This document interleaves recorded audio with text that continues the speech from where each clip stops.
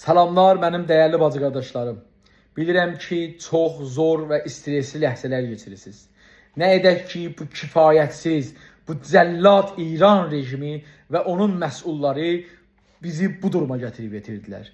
İsrailin ayağını bura açdılar. Özləri edam edirdilər, özləri işgəncə edirdilər.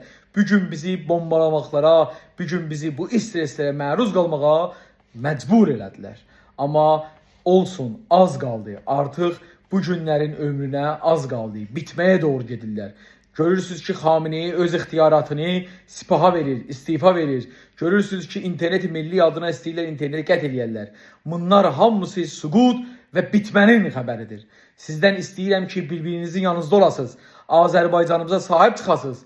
Öz şəhərlərinizdə, öz kətlərinizdə Azərbaycan sevərlərə, millətçilərə güvənib və onlarla birlikdə hərəkət edəsiniz.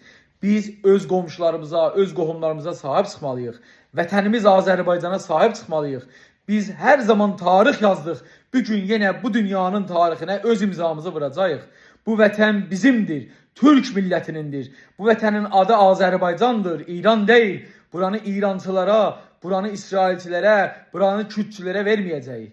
Biz öz bildiklərimizlə, öz dirayətimizlə şəhərlərimizi qoruyacağıq. Azərbaycancıların, millətçilərin yanında olun, birlikdə olun və biz də sizin səsiz olmağa davam edirik.